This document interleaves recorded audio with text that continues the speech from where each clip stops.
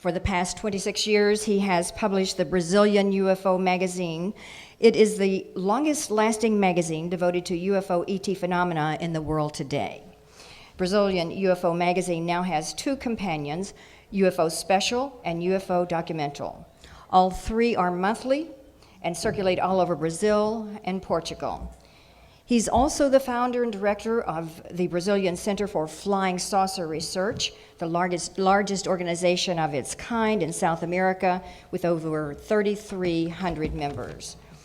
But of perhaps greatest importance is the fact that he is the creator of the campaign UFOs, Freedom of Information Now. He heads the Brazilian Committee of UFO Researchers that has recently worked with the Brazilian military to examine for the first time, secret UFO documents. And now, through the efforts of the Brazilian Committee of UFO Researchers, Brazil has officially disclosed over 5,000 UFO documents. In fact,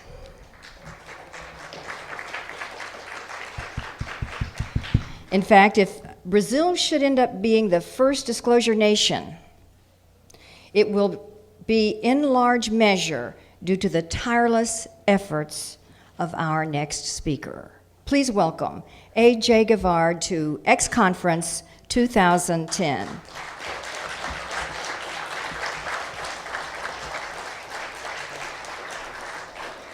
Good afternoon. Good afternoon. Are you all awake? Who had the idea of having wine just before my lecture? I was afraid that would put some of you to sleep. But now let's wake up, right? Okay. It's a great pleasure to be here today. It's a privilege, actually.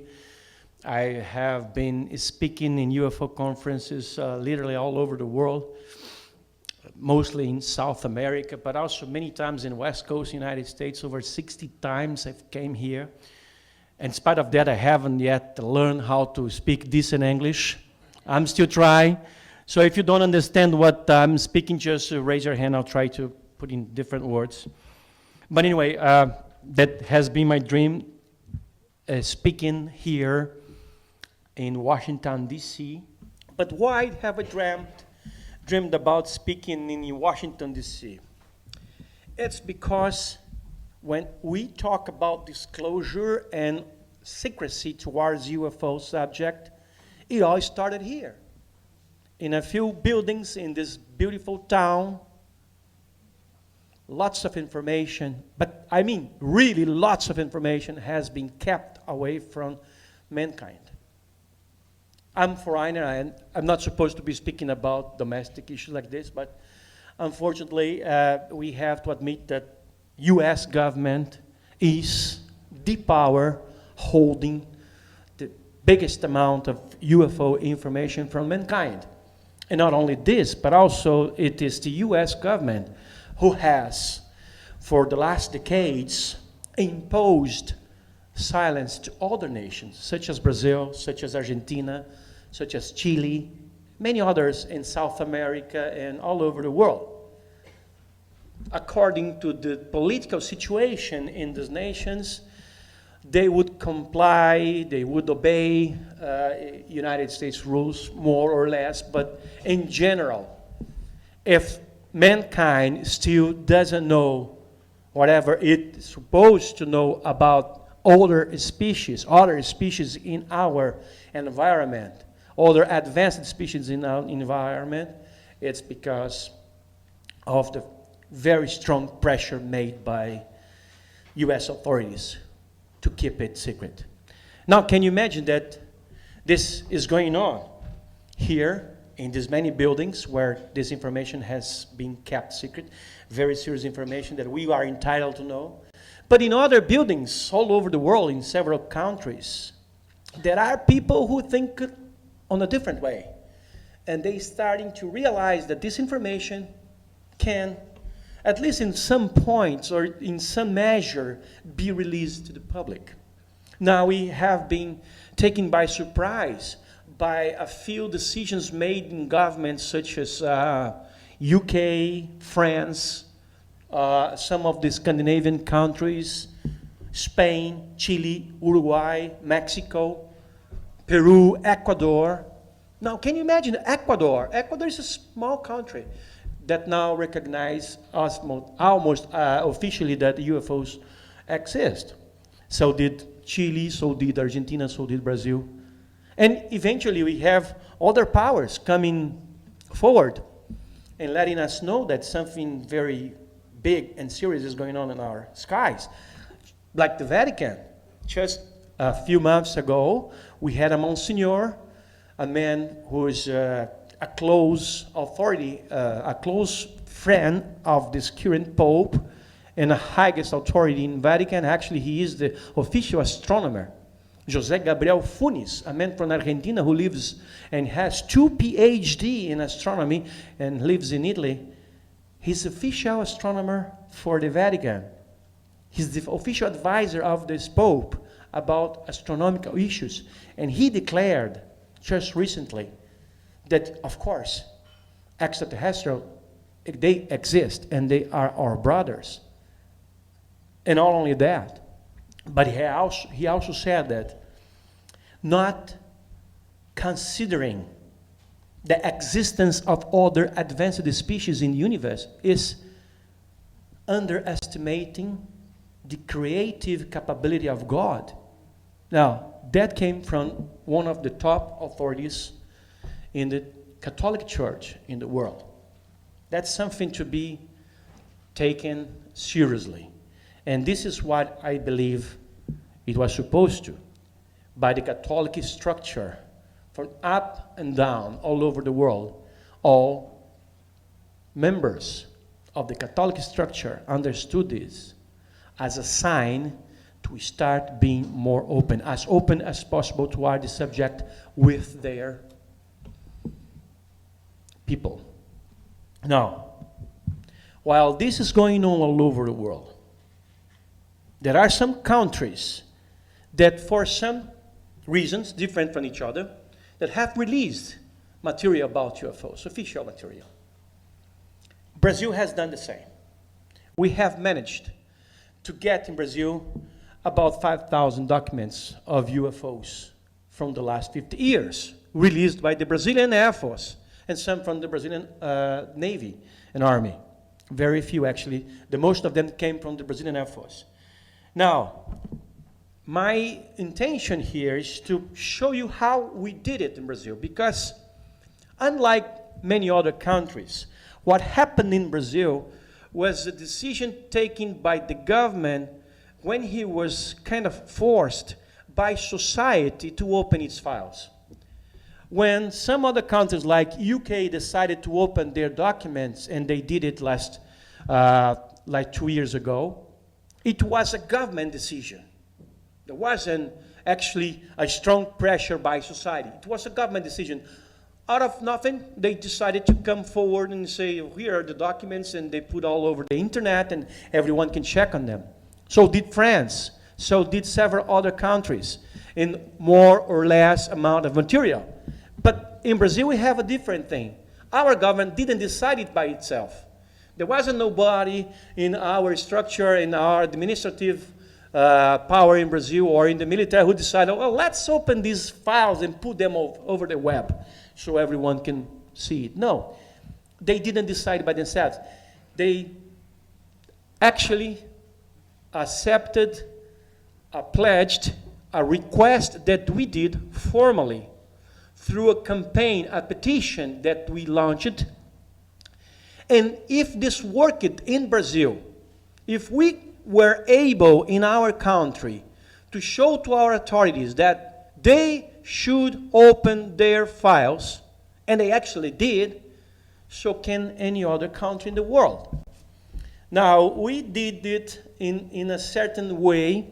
We had a procedure to make it happen that I want to present to you to see how it worked, and it actually worked. Right now, we have these 5,000 pages.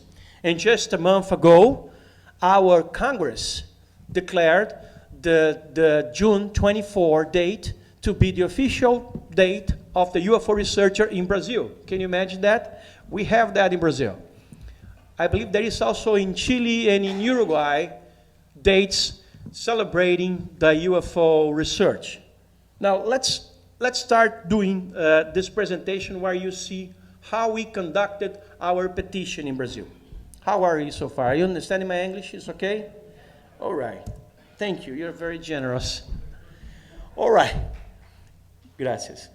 Well, my friends, to start with, we had to create a committee of UFO researchers that is now composed by members of all Brazilian UFO community.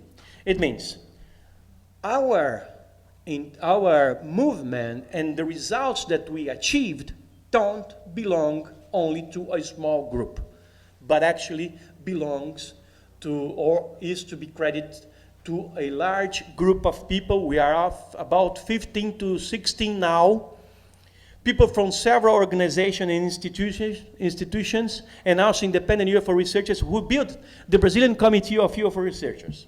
We started it back in 1996, when we organized the first World UFO Forum in Brazil, which was a conference that lasted a week long. We had 70 speakers, and by that time, we initiated a process of asking our government to come clear about UFOs to release its files. At that time, in 1996, the original founders are these guys named there. And in 2006, we have the first reformulation of our committee, putting in more people who could help us to achieve what we planned. And now, just a few months ago, we had new members coming. They joined the Brazilian Committee of UFO Researchers to help us to get into phase 3 of our campaign, which I will present to you in a minute. I was the president of it until February 2010. Now, the president is a geographer who works at the Congress in Brasilia. His name is Fernando Ramalho.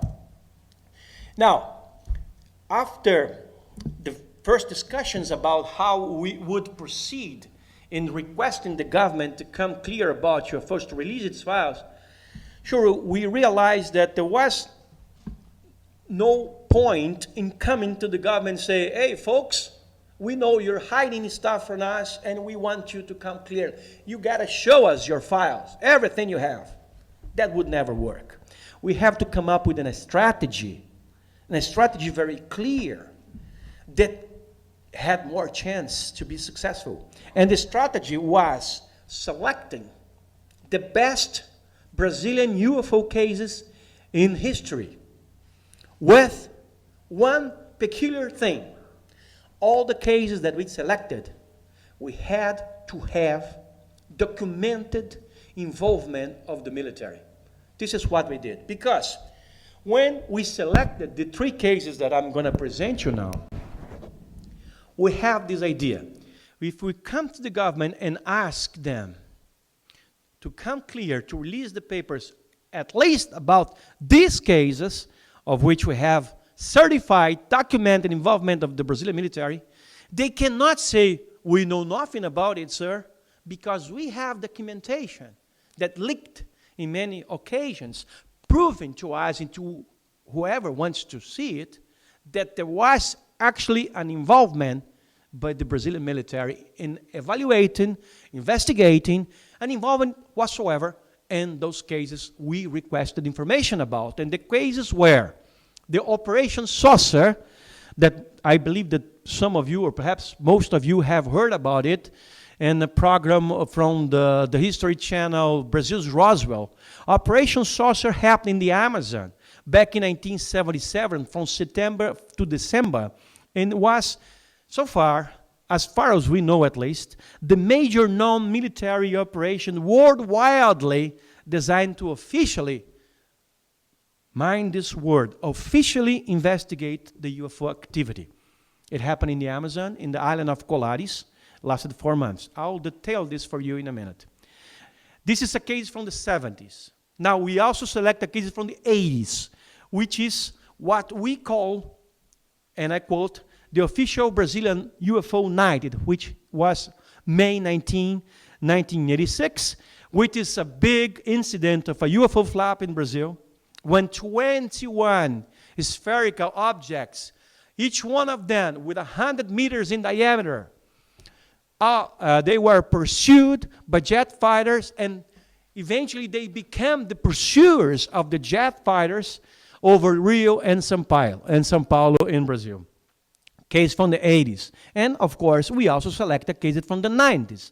And that couldn't be any other than the Virginia case, of which I have spoken in several documentaries that were presented in the United States and also in some conferences. And Virginia case is one of the top crash and retrieval incident in the world, perhaps if not the biggest one ever.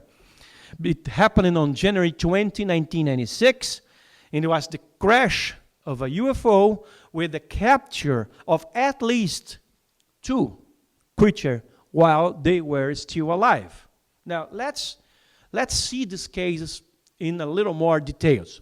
Let's start with the Operation Saucer that happened in the Amazon in September, from September to December 1977. Now, the UFO activity over some islands close to the city of Belém in the Amazon was just outrageous. UFOs could be seen day and night, starting in the years at 74, 75. It got worse in 76, and even worse in 77. UFOs were attacking people. You would be seen at close into the villages, chasing people, beaming them with a ray of light, and they would faint. People would faint for minutes, hours, and days, and eventually they would die. When they become conscious again, and they were analyzed by doctors, it was found out that they were missing blood.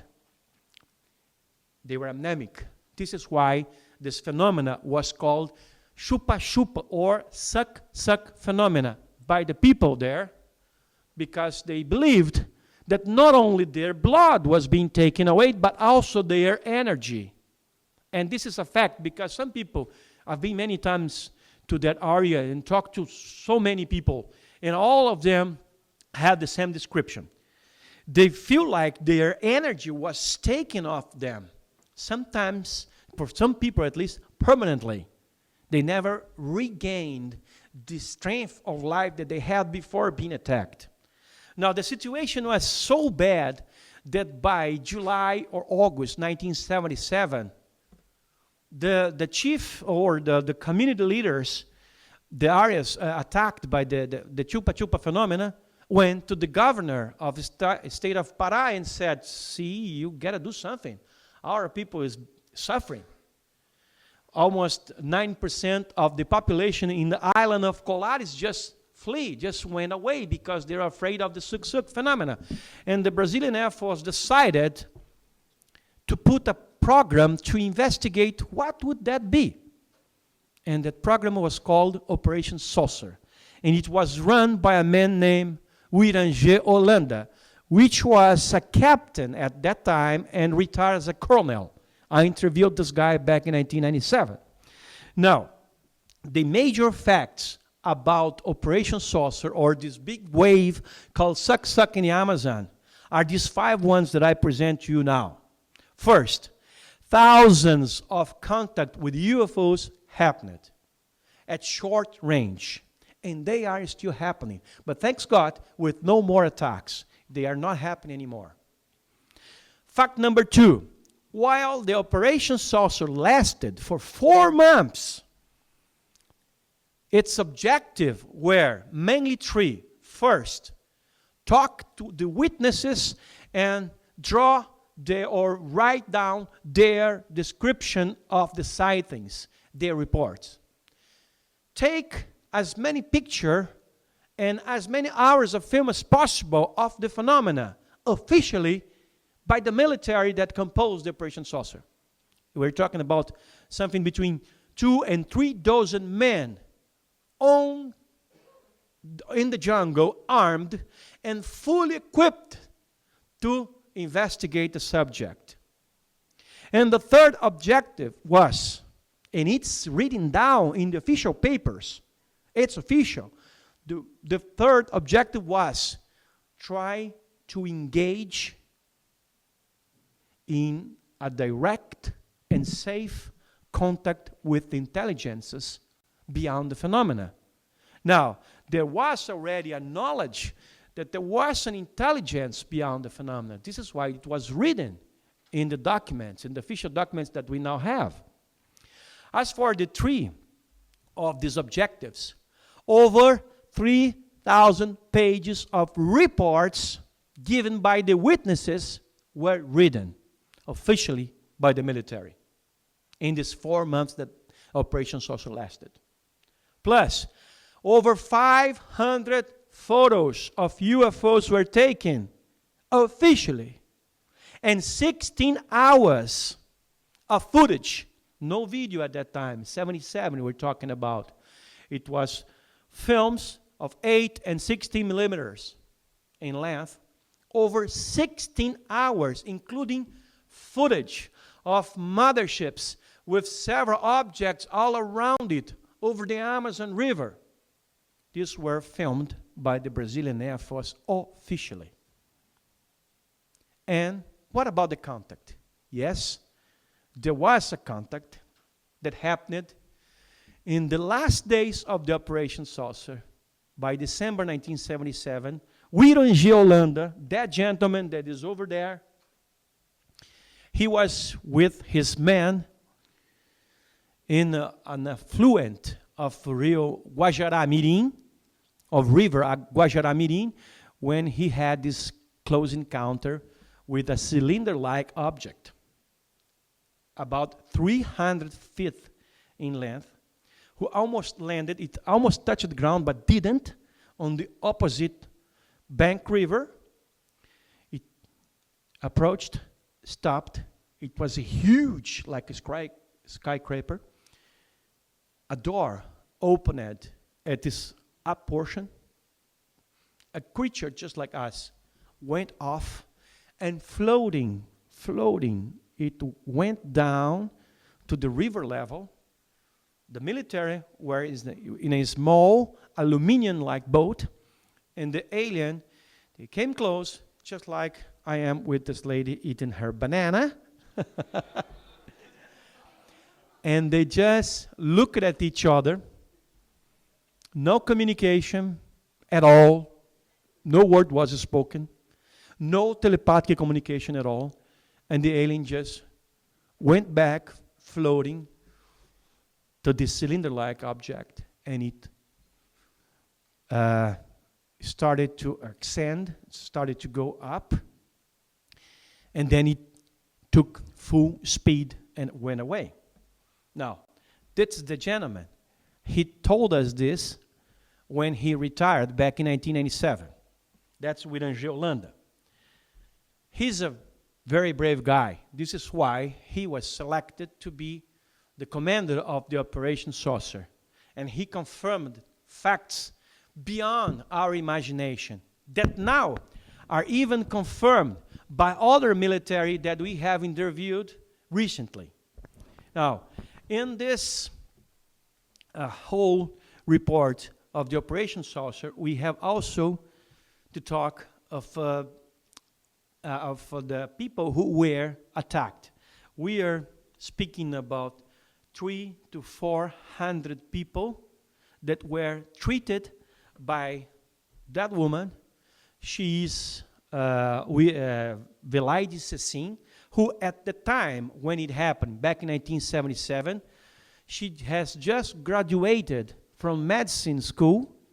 He was sent for his first job assignment in the island of Colares, and he was the person, 24 to 25 years old, very young, but still very brave, who treated 300 to 400 from over thousands that were attacked by the Suk-Suk phenomena.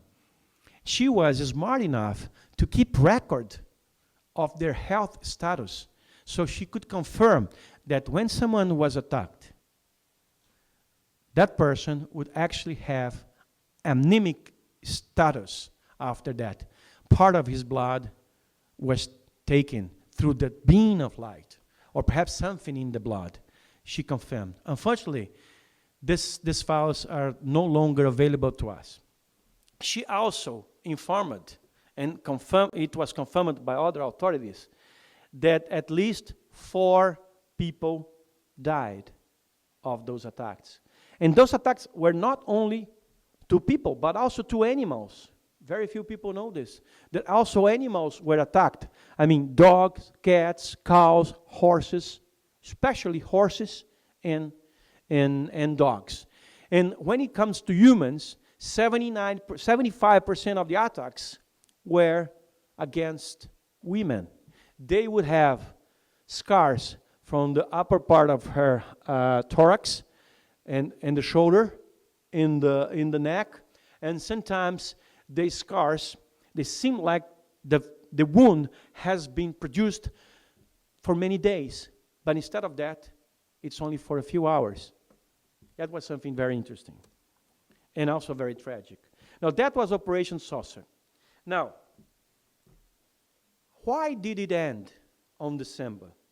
It was supposed to last as long as necessary. It wasn't supposed to end. And I tell you why. And then I'm going to tell you that actually we just found out that it did not end.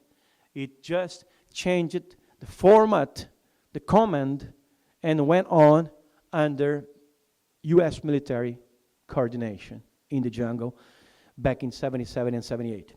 But why did it stop? Or actually, allegedly stopped, but didn't.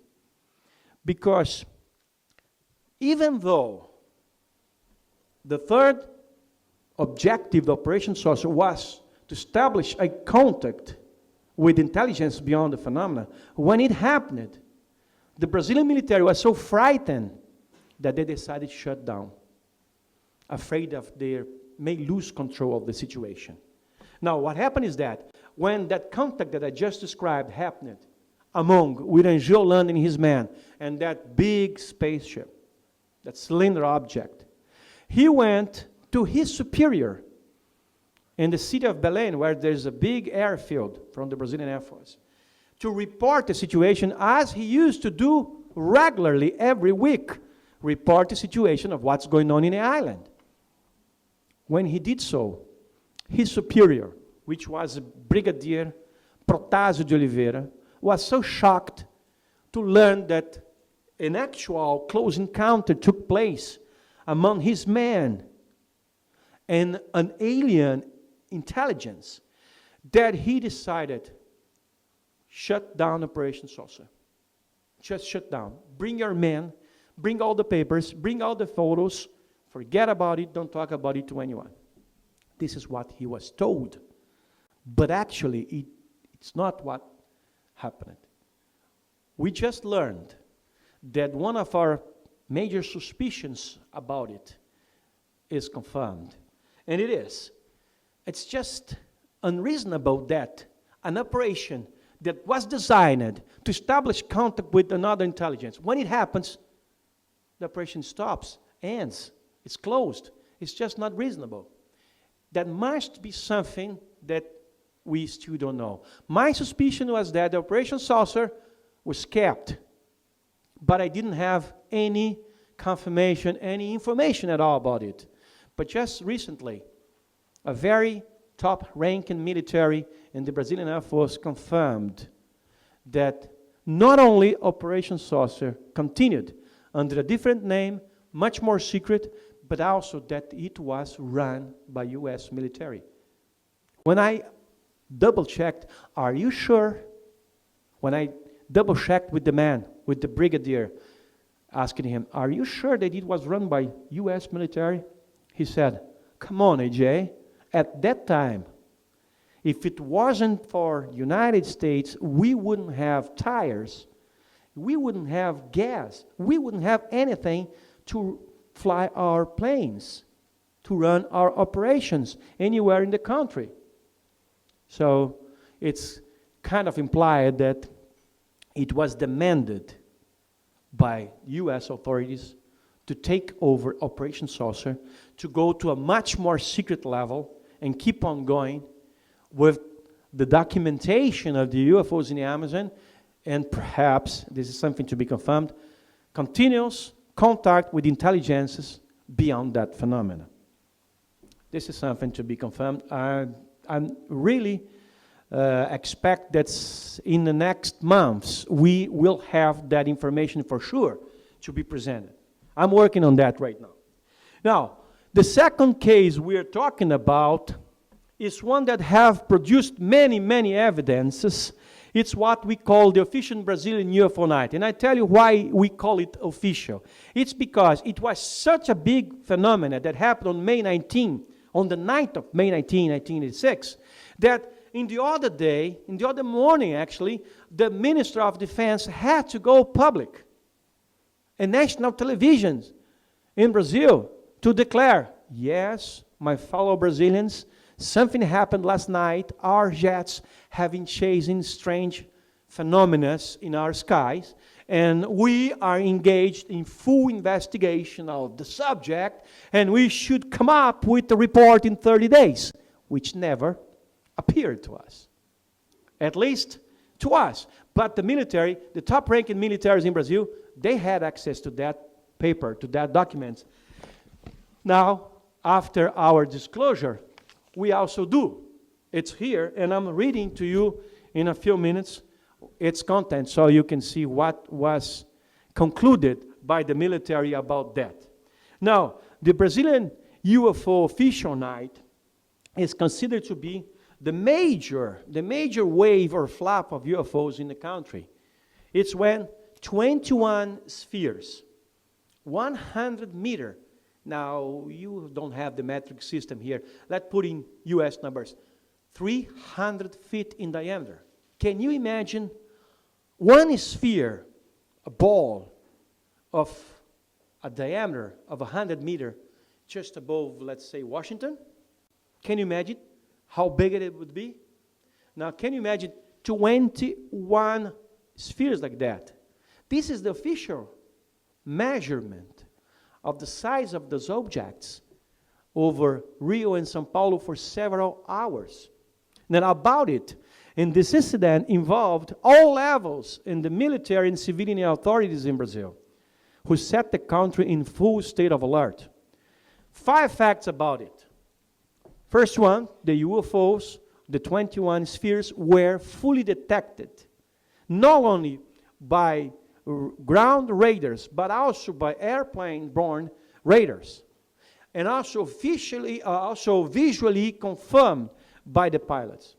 Fact number 2, 3 Mirage jet fighters and 4 American F-5E jet fighters started a pursuit that lasted several hours.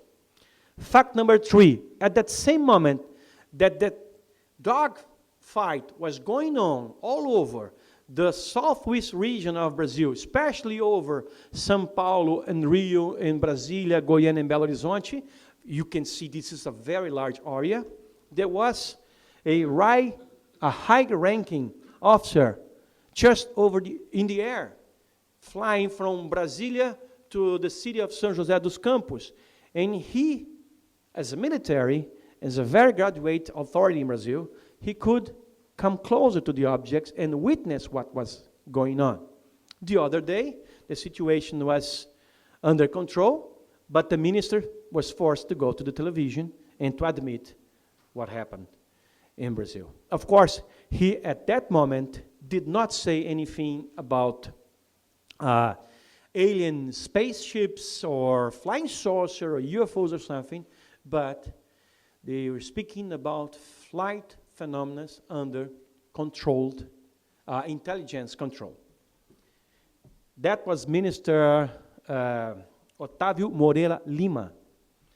And fact number 5, it's information that has just come to our attention through another guy who used to be a minister just after this other gentleman, who is Brigadier which is equivalent to a general brigadier in the United States, Sócrates Monteiro.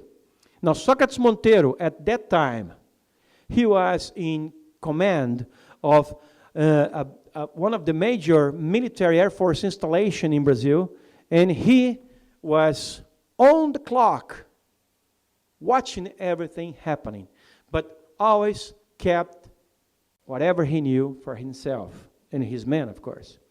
Never spoke publicly until last October, when I requested an interview with him, and for some reason he said, okay, I'm going to give you this interview. And he received me in his apartment in Rio de Janeiro and spoke to me for a few hours, giving me astounding information, doing great revelation of what happened during that night, which you're going to speak more in a few minutes. And of course, the third case, to refresh your memory, we have selected 3 of the most important UFO cases in Brazil to use to make the government to come clear about UFOs, at least about these cases, because these cases had documented evidence of military involvement. And the third case, it's an incident that I believe that most of you have heard of, Virginia incident. Is there anybody here who have never heard about it? Virginia? No? Who have heard about it? So most of you. So you're familiar with the situation that happened on the night from January 19 to January 20. An object was seen approaching ground with smokes, sparkles, and it was obviously in the process of crash, which actually happened. And all the military in a certain part of Brazil were put in alert.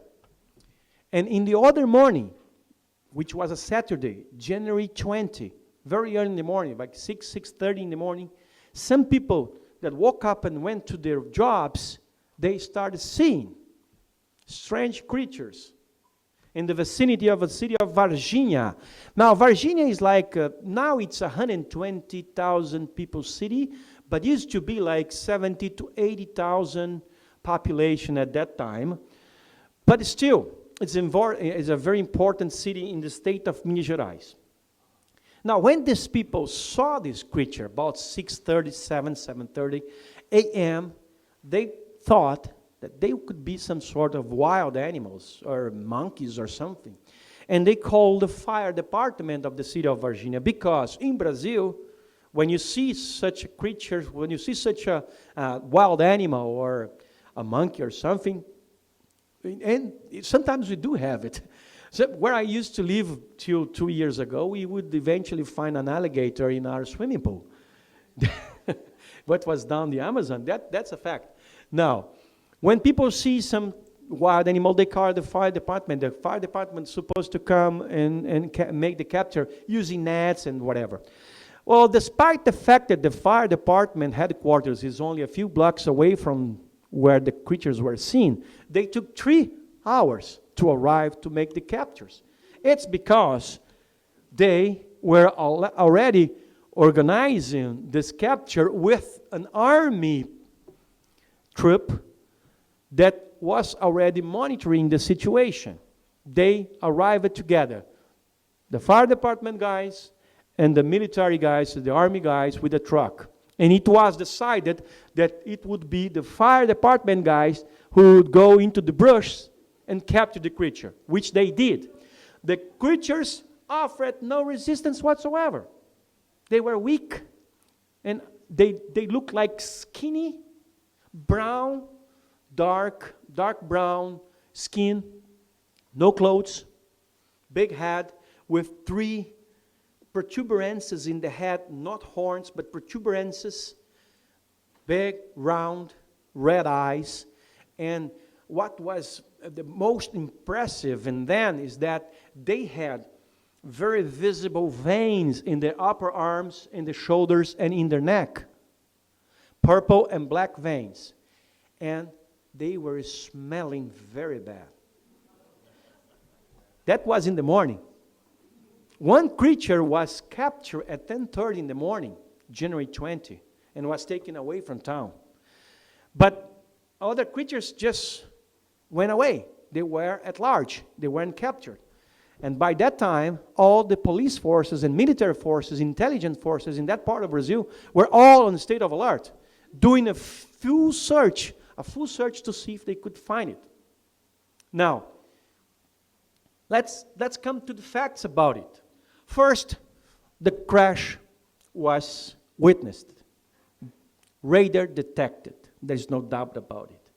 Second, there were between 5 and 7 creatures spotted and reported by the witnesses, of which, we know, at least 2 were captured.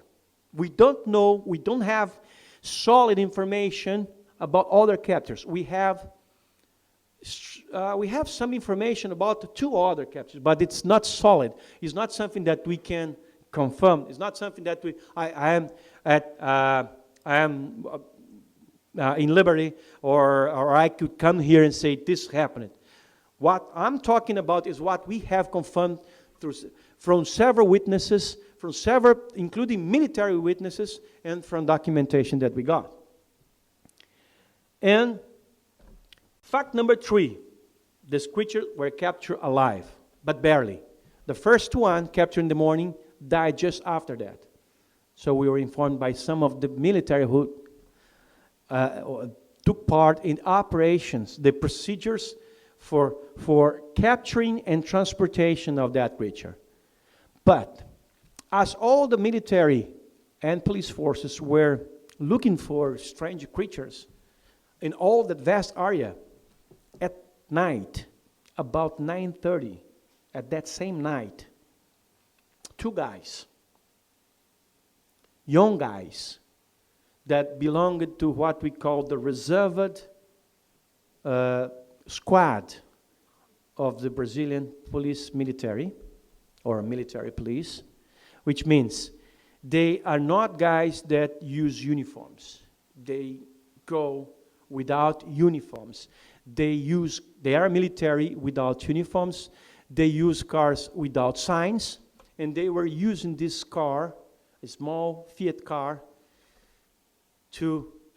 going into search in a particular area of Virginia, when they almost ran over a creature that came off bushes one side of the street, ran across the street, and entered the bushes on the other side.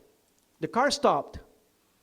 This guy, who was sitting in the passenger seat, goes out the car, gets into the brush, captures the creature with his bare hands, gets back to the vehicle, sits and puts the creature in his lap and take it to the hospital.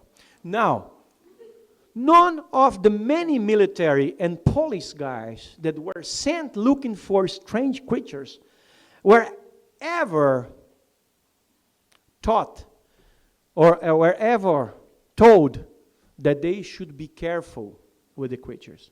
They had no knowledge. They didn't even know what they were looking for. They were told, go and look for something strange. All right, let's go look for something. If we go look for something strange in Washington, D.C., we're going to find a lot of even in Brazil. But anyway, they didn't know what to look for. But he guessed that, well, that thing that just crossed the road, that must be what they're looking for. So he grabbed it with his bare hands. Now, that man was 23 years old. His wife was pregnant of twins, which he never saw, which he never met. They are now beautiful teenagers, 2 girls living in Virginia. And he was on leave. He was not even working at that night. He was asked upon to work by his commanders and said, go look for something strange, son. So did many other guys. And after 3 weeks that he took part in this capture procedure, he died. His immune system was shut down. He had an infection, which was treated and healed. Then he had another infection in his armpit, his left armpit, who took it to an intensive care unit. His situation was getting worse and worse. There was nothing that could be done, and this guy eventually died. Now, he died of an infection that we all can get any time of the day. Most of us, if we are healthy, we can get these infections, and our body will deal with it. We don't even have to take pills for it. And if we did, it's very cheap pills that you find in any drugstore. So it's just to say that what killed that man was a very ordinary agent that could have, the man could have been treated easily and would be alive until now, but he died. Now, we don't know, we have information which is not confirmed, it's not solid, about other people who have suffered injuries, and eventually one other guy who may have died of the same situation involving the capture of these strange creatures in Virginia. But we don't have that information as solid as we would like, so we're only mentioning this. I'm only mentioning this so you know this. When we come up with solid confirmation about these other aspects of the Virginia case, we will speak about it. As for now, what we have for sure is the death of this gentleman, which is by itself a tragedy, a very regrettable tragedy. But this was an operation that wasn't conducted by the Brazilian Air Force, but by the Army, which is a different situation. Now, our disclosure, it was intended to ask all the forces, Air Force, Army, and Navy, to come clear about UFOs. So far, we have succeeded in obtaining material from the Brazilian Air Force, very few from the Army, very few from the Navy, because they are run separately in Brazil and they have different mentalities towards the UFO phenomena. And it is in the Air Force that we have the biggest support to our campaign. Now, okay. Oh, just a second, it should be.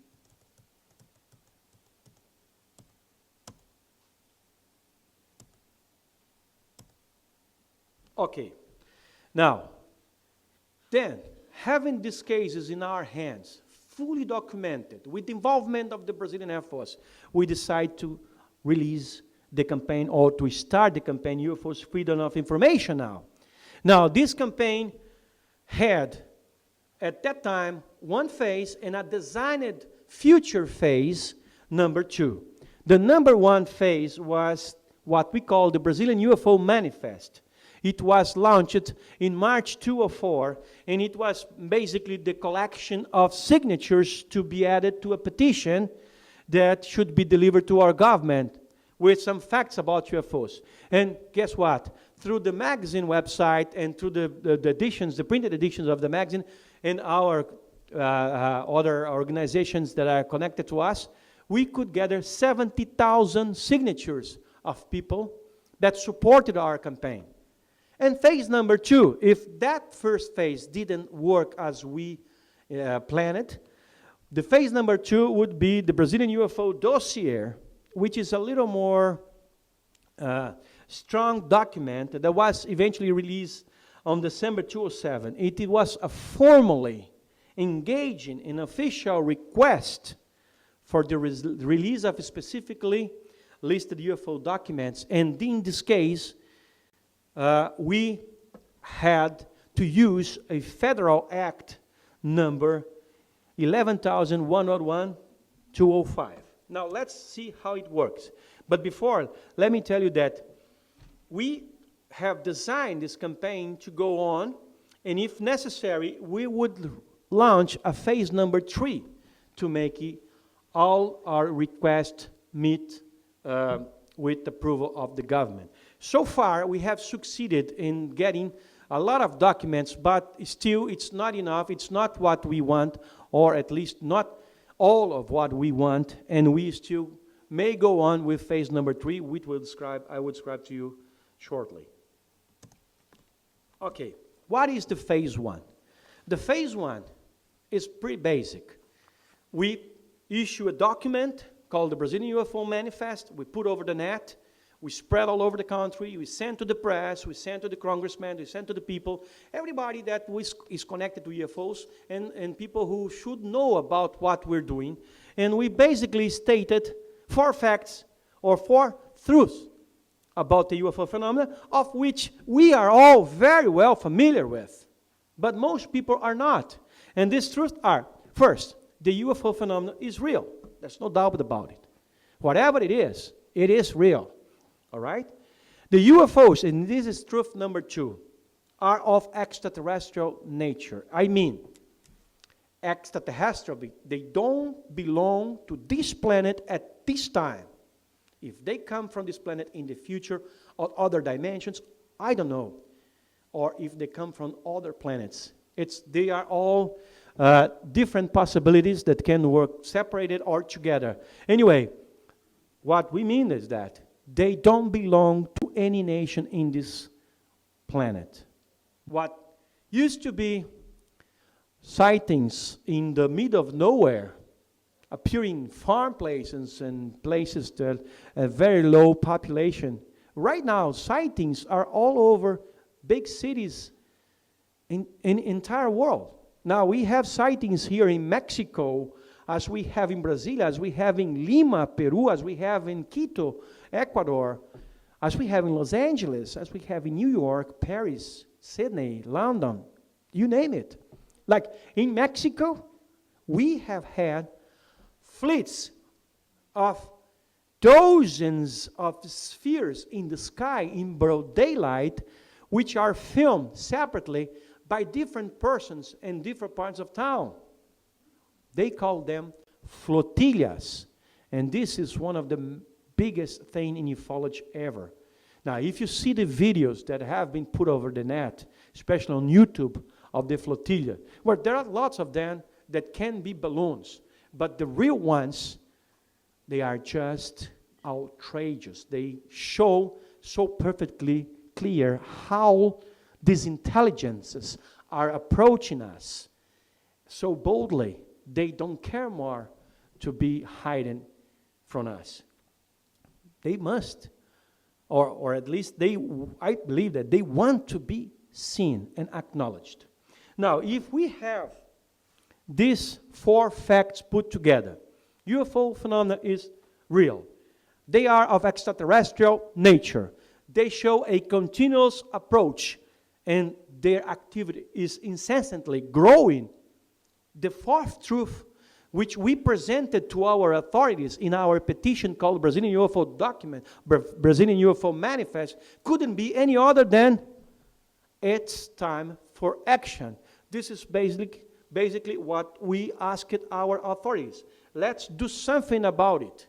And we, the civilian UFO researchers, we want to team up with the military forces in Brazil to put our knowledge of this phenomena, our talent in leading with this phenomena, with the resources that you so abundantly have to reach answers about these other species in our skies, in our land.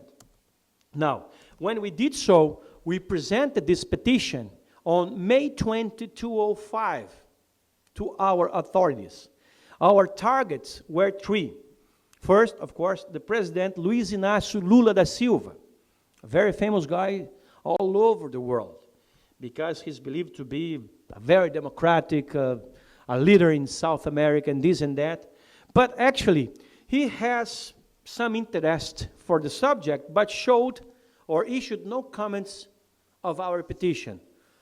Neither did the Minister of Defense, whose interest about UFOs is unknown, and he issued no comment whatsoever about our petition. However, the Air Force commander at that time, in 2005, Luis Carlos da Silva Bueno, which of course is very interested by the UFO phenomena as a top-ranking military in the Air Force in Brazil, that he also issued very positive comments about our campaign. And on January 2005, I got a call at my office from a spokesman from the Brazilian Air Force to say that the Brazilian Air Force officially acknowledges and appreciates our petition, our movement, UFOs, Freedom of Information Now, and we, the Brazilian Committee of UFO Researchers, are officially invited to go to the Air Force headquarters in Brasilia, the federal capital, to see the documents that we wanted to see. The documents about the 3 cases that we officially requested. Operation Saucer, Official Night of UFOs in Brazil, and Virginia case. And that happened on May 20, 2005. Now, that was the very first time in history when there was a meeting, an official meeting, among the Brazilian UFO researchers, civilian UFO researchers, and the military from the Brazilian Air Force, from any force, from military in general.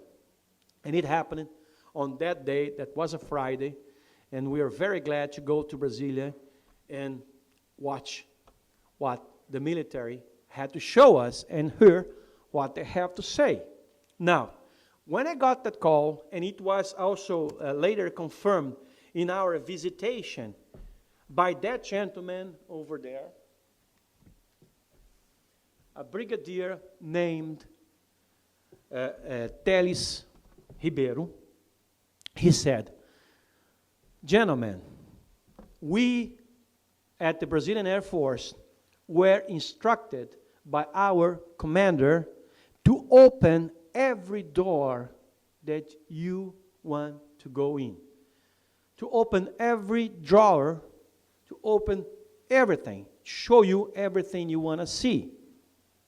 This is actually what happened during that morning when we visited the Center of Air Traffic Control in Brazil, which is also a facility for defense called SINDACTA, where I presented to our authorities. We were supposed to give to our president, to our Minister of Defense, and to the commander of the Brazilian Aeronautics, our document, Brazilian UFO Manifest, with 70,000 signatures to our petition. Now, this is me a little bigger than I am now. I lost 110 pounds in 2 years. Thank you. Right? We were taken inside all the facilities of the Brazilian Air Force headquarters. Some actually secret situation rooms where we were shown several stuff. We could see how the raiders they deal with the detections.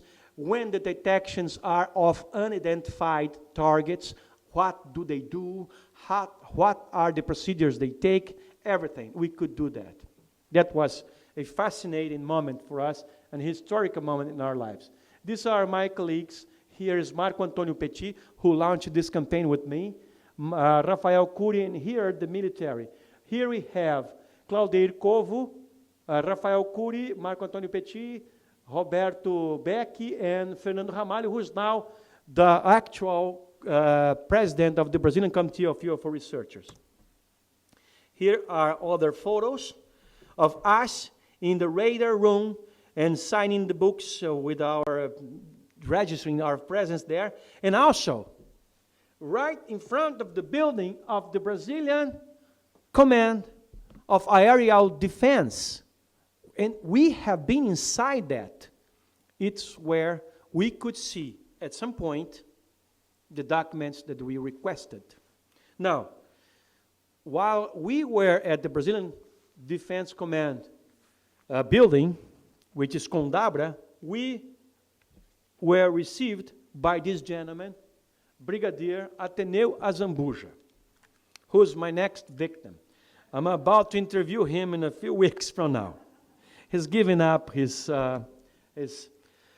Well, he has been reluctant to give me this interview, but now he's retired for several years, and he decided that he will, and he let me know through a friend that we have, mutual friend, that in a few months from now, well, he will be willing to receive me at his place. He lives close to where I live in the city of Florianopolis, and he's the guy who I want to interview. Now, about the official night of UFOs in Brazil, we were able to examine some transcript of the radio conversations between pilots themselves and the pilots and the tower, and the several towers involved in this pursuit. There are several towers and 7 jet fighters all talking to each other, all chasing UFOs, 21 spherical objects, 300 feet in diameter, going here and there all over. Now, we have interviewed most of these pilots, except for one. This gentleman was piloting an F-5E, an American jet, when he disappeared from the radar for several hours. He ended up by landing. 1 hour and a half later, he disappeared in a city called Campo Grande, where I used to live till 2 years ago, with no knowledge of what happened. When he landed there, people came into the runway and said, "What are you doing here? It's in the middle of the night. How are you doing here? How did you got here? What are you doing here?" And he couldn't remember a thing. All the others have given us interviews of what happened, including their commanders and the commanders of their commanders, and all the apparatus, all the people involved in this chase. We have one way or another interviewed, except for this gentleman who eventually will come up with giving us an interview, and with the Brigadier Sócrates Monteiro, which was Minister of Defense later on, and gave me an exclusive interview last October. About it, unfortunately, we only got the transcript of radio conversation between the pilots, the towers, and everything. And about the Virginia case, which, I repeat, was an Army case, nothing was told us. Nothing at all. There was nothing there. And the military said, the Air Force military said that they could help us to get more papers in the future from the files of the Brazilian Air Force, but they couldn't deal with the files from the Brazilian Army. We have then gone to a different phase, because even though it was a great moment, historical moment for us, because we could see some interesting material, we showed the goodwill, we saw the goodwill from the Brazilian Air Force personnel in taking us and receiving us. They even took us for lunch and everything. It was fine. It was fine. It was promised to us that the Brazilian government, through the Brazilian Air Force, would establish a committee for official investigation of UFOs, composed by civilian and military. And this is a promise that has not yet been fulfilled. We still want that to happen. And because that promise didn't happen yet, as well as we want much more papers, and especially papers about the Virginia case, we went on 2007 into phase 2 of the campaign, UFOs Freedom of Information Now. And the phase 2 was differently. In the phase 1, we are talking peacefully, nicely, or we are being asking politely, "Please, should you think that this is an interesting or important issue, we would like to hear you about, and we would like to have the information that you have about these 3 cases." But since we still are to see lots of the information that we requested, we decided to go into phase number 2. And the phase number 2 started on December 2007. And now we issued an official request using the Federal Act, that number, 11,111 of 2005, to get the release of UFO documents. Now, this act, it's based on the decreasing of the time for public access and release of documents related to national security.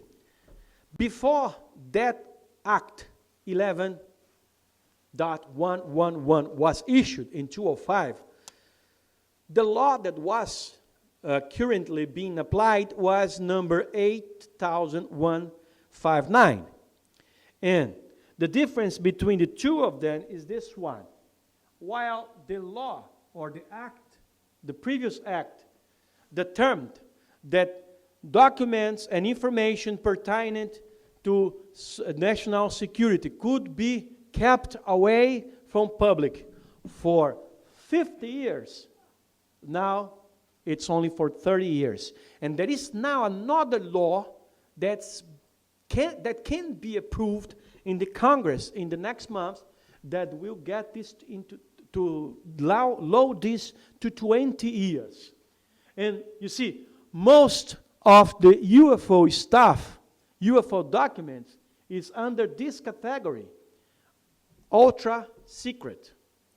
And if you consider that so many great cases investigated by the Brazilian Air Force, Navy, and Army happened more than 30 years ago, all this material is supposed to be released to the UFO researchers right now.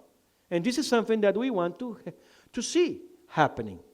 This is why we issued what we call Dossier UFO Brasil, or the UFO Brazilian Dossier, or the Brazilian UFO Dossier. Now, this have a different procedure to go on, because right now in Brazil, there is a committee of celebrities, or actually of authorities, who have the privilege to decide who should know and should not know certain information. And this is what is called the Committee of Inquiry and Analysis of Secret Information, CAAIS in Brazil, CAIS. These are the people. These are the members. They are top authorities in several departments of the Brazilian administration, civilian and military, whose president, the president or the coordinator of this committee is Minister Dilma Rousseff, who wants to be the nation's next president after Lula. Now, we are praying very much to God because we don't deserve that punishment. But even though, if that happened, we may launch a phase number 3 to go directly to that lady, to have her issuing her campaign promises, including the release of the files that have not yet been released. Anyway, phase 2 is going on. We issue the official request. We have this delivered to the proper personnel in Brazil, but not only waiting this, we started gaining support from different military authorities, because we realized that even though there was an official decision to release some material about UFOs, it would not be all that we wanted. And actually, what we have now is much less than what there is available, or that is still hidden in the several Air Force departments.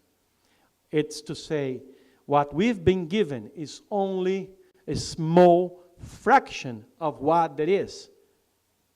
Secrets that we are requesting.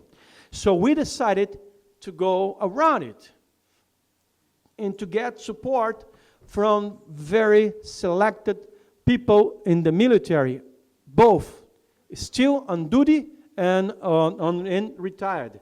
And these are very influential and recognized Brazilian military that have given us support, among many others. I have chosen only 5 of them, so we can do this short, and because if I bring all the rest, we will stay here for 2 or 3 days, speaking of what their supports are about. Now, let's discuss very briefly the supports that we have been given by this personnel, these people. Now, the first one to give us his support was Air Force Colonel and also the first Brazilian astronaut, Marcos Pontes. He is a very influential guy in the military in Brazil. And he said to us in an interview that was published in the Brazilian UFO magazine just a few months ago, that there are many things in the universe that we still don't know. All right. Only ignorance will let us believe that there isn't life out there. Okay. The movement, UFO's freedom of information now on a national scale can generate many results. Right, thank you. But what he's told us, and it was made public, is that censorship is not an option anymore.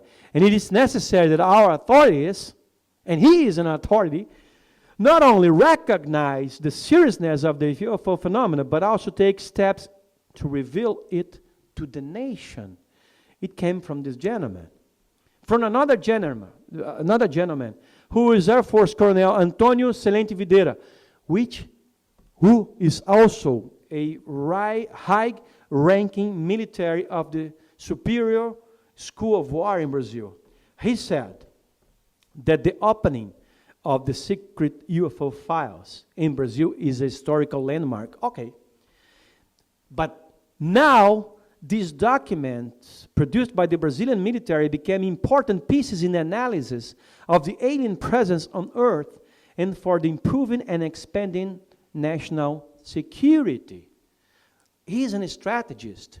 He belongs, and he's actually one of the directors of the Superior School of War in Brazil. He's a consultant to many governments. He's a strategist. So he thought as a strategy when he gave us this information. And he also said that, I think that this is a very reasonable course of action, an equation involving flying saucer. He openly used the words flying saucers. This is very important. What I'm showing you is very important. Now, this gentleman, he not only gave us this interview and his fully support, as he started to go with us public about UFOs. He is now taking part in several of our UFO conferences in Brazil, presenting what he knows about the subject. And guess what? He joined it, and now he's a member of the Brazilian Committee of UFO Researchers. He is now one of the guys who is asking the government to come clear about UFOs. Isn't that something? Now, the other guy that I interviewed recently is another colonel from the Brazilian Air Force called Gabriel Brasil, who took part in Operation Saucer, but he was quiet for some time, then he decided to talk. And he gave me this statement in a very long interview. I just selected portions of the statements given to us by this gentleman. And Gabriel Brasil told us that he saw an official film of an alien ship. He used these words. He saw an official film of an alien ship approaching the forest. We're talking about the Amazon. It came down from the sky and threw a ladder for its crew to get off the object. But they soon returned to the ship, and it took off from the area, leaving a trail of intense light and allowing the military to take many photographs. Now, the most important part is this. All this photo, and now there is another confirmation of evidence of UFOs in Brazil, are now in the Air Force Command, Condabra, in Brasilia, and should be made public at once. Another guy that we interviewed, and this is a really gentleman, he has also, as well as Celente Videira, the other colonel, this is a brigadier and a former commander of the Brazilian Airspace Defense Command, who I play with him, I kid with him when I say, he is the guy who had the key of the safe where all the UFO secrets were kept in Brazil. And this is a fact. He laughs when I say this to him. He laughs, but this is the reality. He owned the key. That the key was in his hand. And that's a figurative language, of course. He had access. He was the guy who had access to all the documentation. And he once told me that. It was in March 2008. He gave me an interview and he said, when I asked, how much document are we talking about? What is the size of the files or the weight of it? And he told me, we have over 12 tons, 12,000 kilos. You put that in pounds, that's going to be something in between 25, 26,000 pounds of UFO papers, photos, footages in Brazil. And he said that he was commander of the Brazilian Airspace Defense Command. He ordered all the airfields in the country to gather all this information that was scattered all over, to put together and send to Brasilia. This is when he realized that he had over 25, 26,000 pounds of official, secret UFO information, photos, footage in Brazil. And this is what he told us. The release of UFO files will not cause any harm. It will not put the nation at war. It will not compromise national security. And it will not cause panic. Because of that, he said, so all secret UFO files must be disclosed. And when that happens, now notice this. Pay attention to this. And when that happens, the UFO phenomena will no longer be an exclusive concern of the UFO researchers, but it will also be a subject for discussion by the entire nation. This is precisely what we want. We want the entire nation discussing this. This is why we're doing this campaign. And you know what?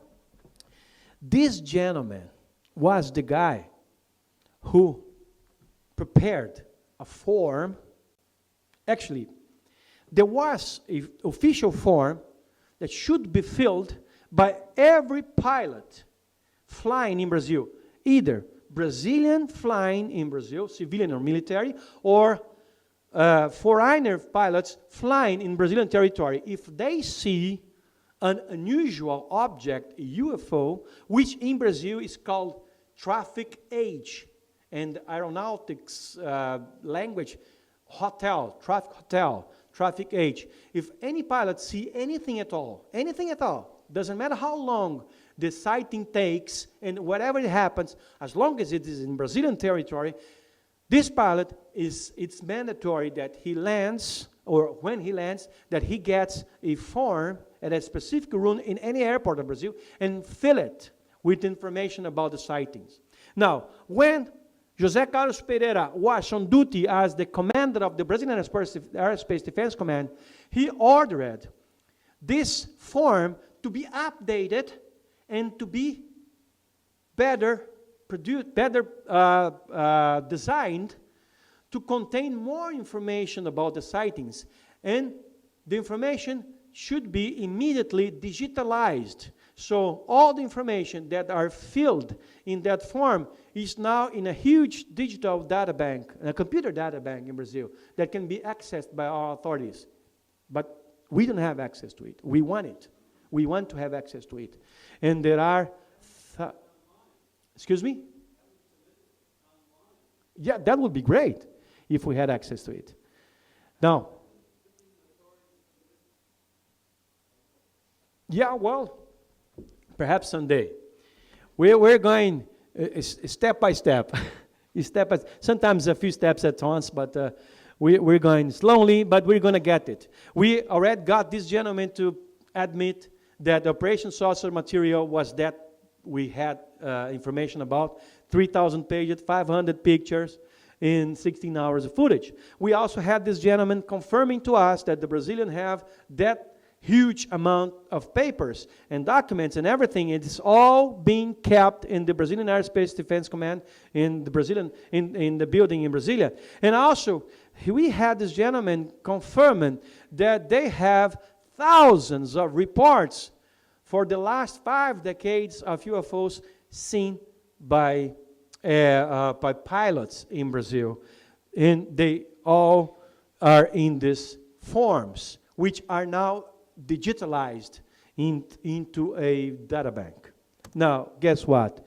This gentleman not only gave us this interview and his support, as he's also a member of the Brazilian Committee of UFO Researchers. He was with us only in this year in 3 different conferences, one in Curitiba, one in Ipuaçu, one in Peruíbe. He accepted to come as a UFO researcher or as a speaker in a UFO conference, just like we are here. He accepts to come and talk in UFO congresses in Brazil. And this has been very good for us because right now people can see at a UFO conference in a different way. It's not only a gathering of what Steve called us just this morning, UFO ghetto. Now, some people are saying, well, maybe these guys are not so UFO ghetto, or UFO gang, or UFO nutcrackers. Perhaps these guys are serious about what they are talking about. See, they even have a brigadier talking in a UFO conference with them. Now, this is the most important thing that can happen. These supports are very, very healthy for our campaign and for the Brazilian ufology, for the worldwide ufology. It's helping us to achieve what we intended. Now, the 5th support that we gained just recently came from another brigadier. See, brigadiers are the top guys in the military rank in Brazil. This is a 4-star brigadier, like a 4-star general.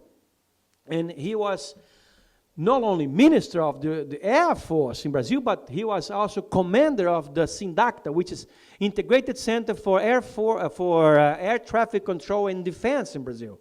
And he received me for a visit last October, and he gave me this very interesting interview. It's a very long one. All of these interviews are online in Portuguese, in Spanish, and in English. You can go to our website, which is ufo.com.br. Just go on Google and say UFO Brazil. You'll be taken to the Brazilian UFO magazine website, ufo.com.br for Brazil, and you'll find all these interviews transcript, and you can check on what they saw. It's much more than I'm reporting to you here. But let's keep to this part of the interview given by Sócrates Monteiro. And he said, Brazilian military have been monitoring the action of UFOs in the country for decades. We know that, but this is another confirmation that we pretty much enjoyed. But this is the thing. Without explanation, the Brazilian military, only filed the reports. What else can be done with them? However, he admitted or confessed to us that in one case, and he's talking about the official night of UFOs in Brazil, the UFOs detected by radar developed a velocity and speed. They reached a speed of 4,000 kilometers an hour, which is 2.5 thousand miles an hour, which is a lot. Now, the other piece of declaration that he gave us is this. UFOs have a technology far more advanced than ours. And if I was asked to declassify the archives when I was Air Force minister, I would have done so. And he said that the current minister of Defense of Brazil has to do that now. We are expecting that to happen. Thank you. Now, because of all this, the 2 phases of our campaign, because of the passion that we have put in this, and pursuing our objectives, and going after one after another military in Brazil to see who of them can give us interviews to support our campaign, we have reached these supports, and we have obtained in separate dates since 2008 and on over 5,000 documents of UFOs in Brazil officially. These are hundreds that were declassified so far. Not only documents, but also photos and lots of stuff that can now be accessed by any person in the country.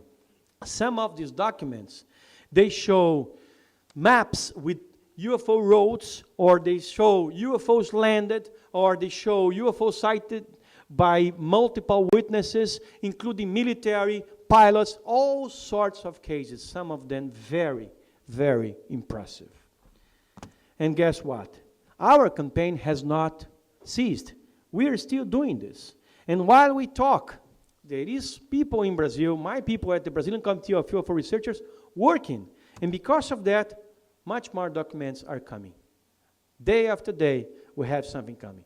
Right now, we have papers from the dates, from the decades, because let me tell you that the government is releasing by decades. We had the 50s, the 40s and the 50s, then we have the 60s, the papers for the 60s, then we have the papers for the 70s, we have the paper for the 80s.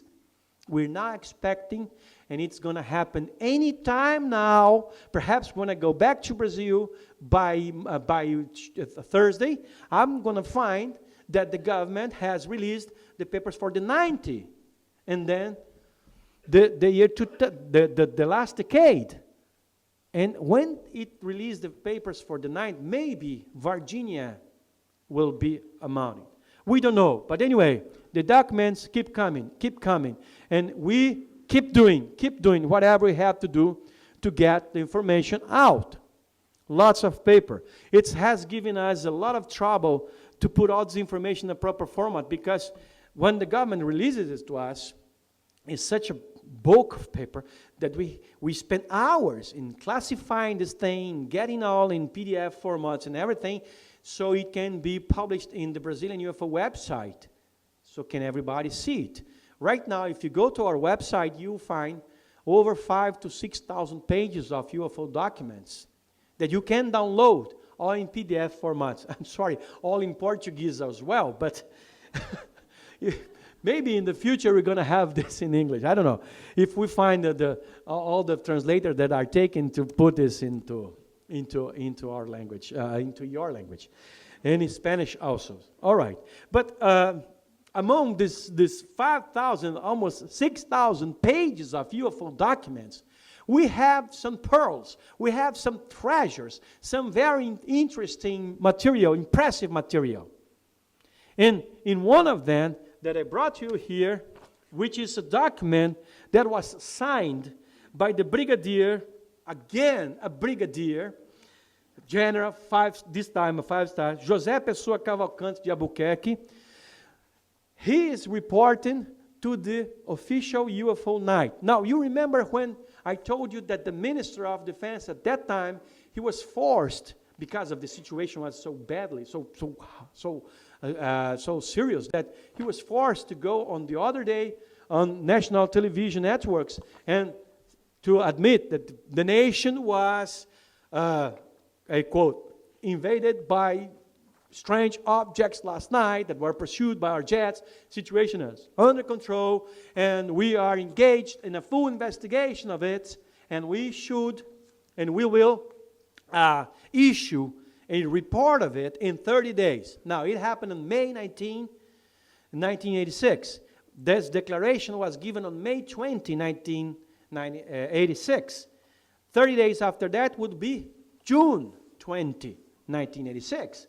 On June 20, 1986, we're all over his door waiting the report to come up, which it never did. Okay, let's wait 60 days, July 20. No signs of the paper. Okay, let's wait 90 days. Let's go back there on August. And again, no sign of any report about it. But guess what? We thought that maybe the military just forgot about it and there is no paper at all, no report at all. But we were taken by surprise by a few papers that were among the ones that were released for the decade of 80. And one of these documents is this one, which is confidential. It was signed by Brigadier José Pessoa Cavalcante de Albuquerque, dated June 2 or June 2nd, 1986. And I have just a small portion of it. It is the conclusion of this command that the observed objects were solid and under control by some sort of intelligence because of their capacity of pursuing the fighter's formation. Now, if we have a few more minutes, do we? We still have, I don't see Steve. We do? All right. So let me read a few pages. Only 45 pages. I'll read 32. Okay. Forget my enthusiasm. Can't help. All right. I'll go to the paragraph 2. The paragraph 2 says, occurrence report.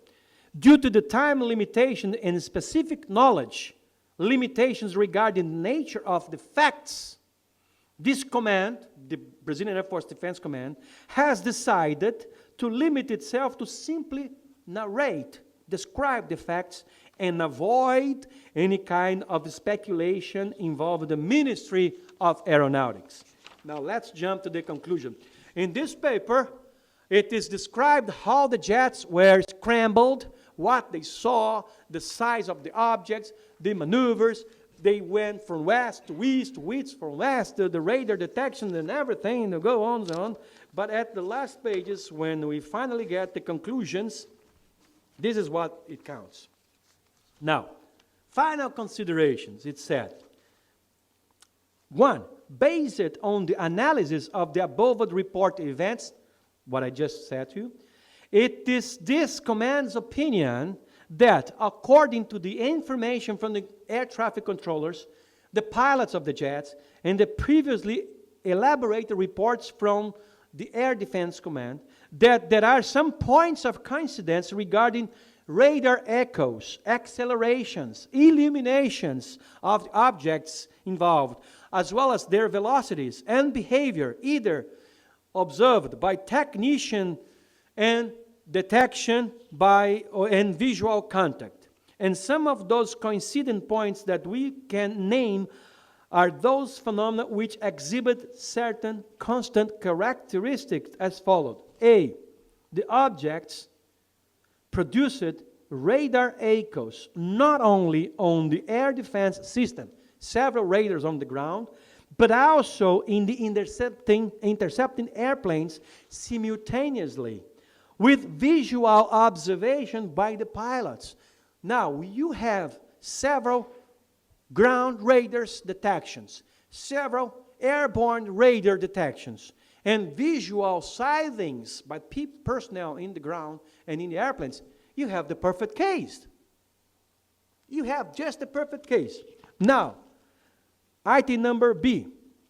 It is strange to notice the change in the velocity that came from subsonic to supersonic speed, besides hovering capability. Item C. The objects had varied altitude from below 50 feet high to above 400 feet high. D. Occasionally, the objects were white, but also could change color to green and yellow, showing intelligent, luminous behavior. E. They showed sudden acceleration and deceleration capability. They are describing a UFO here, or am I wrong about it? I am on the impression that they are talking about an extraterrestrial vehicle. Is that so? Now, read this. It looks like we're talking to a witness of a UFO, and you are seeing this in an official report.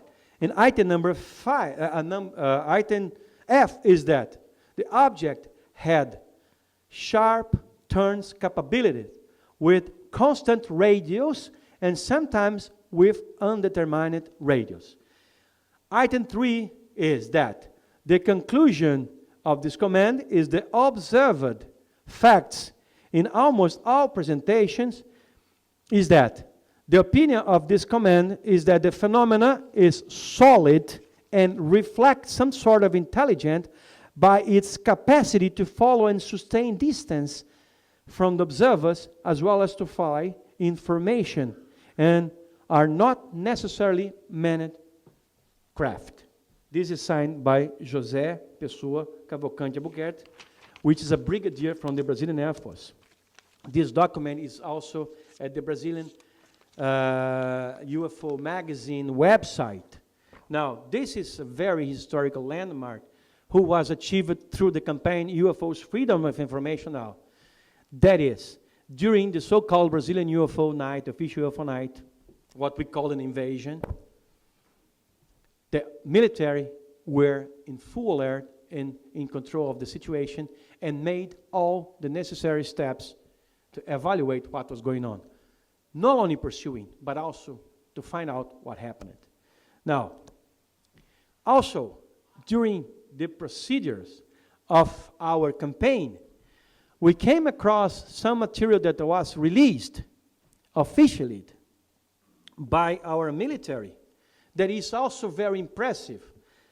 And among these papers are color drawings of UFO cases made by the military in field investigation, in official field investigation. These are some of them. Now, we're not talking about the civilian UFO researchers. This is what we basically do when we go to the field. How many of you are field investigators? How many of you have investigated cases in your life? Please raise your hands. All right. So what we do, we go to the field, we talk to people, we take their reports, we check reports from other witnesses, and we draw what they saw. We do color drawings of UFOs. This is something that the civilian UFO researchers do. Now, what we found out that in a committee called, just a second, let me go up here.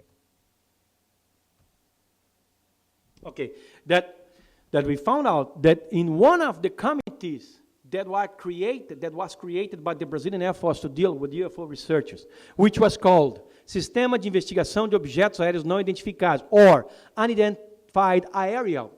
Some of the papers, instead of flying objects, they would say aerial object. Instead of unidentified object, they would say unidentified aerial object. Investigation system, which was part of the 4th Aeronautics region in Brazil, in São Paulo. This committee investigated many, I would say several dozen cases of UFO in several states of Brazil, including of landings. And the military that performed these investigations, they come back to their headquarters and they made color drawings of UFOs. Now, what you are seeing is not drawings made by civilian UFO researchers. And you won't find this kind of thing in the papers released by any other country in the world. And we have this in Brazil from the 60s and from the 70s. Material in full color of UFOs landed with their doors open, with parts of them, with a triplan landed and a triplan in the door.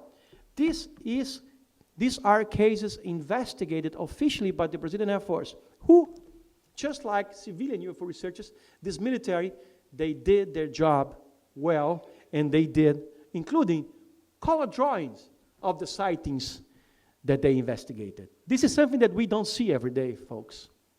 When have you ever seen this in an official paper released by any country in the world? It's something that you don't see. But you can go online into our website and you find it. You can download it. Now, the great question is, the biggest of all is the cover-up policy maintained? Now, you see an ice back there. Much probably you may guess what I'm about to say. Is the cover-up policy maintained? Even though there are so many countries releasing papers. We have England, we have Spain, we have Peru, we have Chile, we have so many countries. We have Brazil now. Is the UFO secrecy still kept in Brazil? Yes, I'm afraid so. I'm afraid that what we have been given, not only by Brazilian authorities, but any other authority in the world, what has been given to the public, folks, is only the tip of a big, big iceberg. Because the military mentality didn't change And I had come across many military to know how they think about it. And they think like this. If it's something that we don't know what is in details, we won't talk about it. And if it's something that we can't control, that's definitely when we're not going to talk about it. That's precisely the UFO phenomenon. They don't know. They are as lost as we are in most of the cases. We have our theories, we have our guesses, we have lots of ideas, but for sure we still need to know more about this subject. We need to know much more. We are only in the beginning of our investigations. And even if the disclosure goes on as we would like it to go, and it definitely will, in a few months, or perhaps in a few weeks, or perhaps tomorrow or in a few days, we're going to have the 90s documents and for the year 2000 released. Even though everything that we may get will be only a tip of the iceberg. The hardcore, the XXX files about the UFO phenomena, the alien presence in this planet is yet to be kept secret. The declassification or the disclosure in Brazil, that's something that I want to make very clear. It's not for us, the UFO researchers. Of course, this is what we want. But we actually want the public, we want the society to know what is going on. This is why we started this in the first place. And this is why we put so much pressure, we put so much passion also to get it done, to make it happen, to make the documents to come clear, to make the documents to reach the public. And they are not being given to us, the UFO researchers. There is no paper in my home given by a militarist, like they knock at my door and say, hey, Mr. A.J. Gevaerd, you have been requesting paper from the Brazilian Air Force. Here they are. No, that's not what we asked. We asked the documents to be accessible to everyone. And where? At the National Archives in Brasilia and in Rio de Janeiro. This is what we want. We want everybody to know what's going on. Now, it's up to each one of them, to every one of us, to make the best use from this documentation. As to us, the UFO researchers, our intention is to show that we, without any doubt whatsoever, are being visited by several species that are more advanced than us, that are looking for something here that we have, that we may not know what it is. But in time, we will. This is it, folks. Thank you very, very much.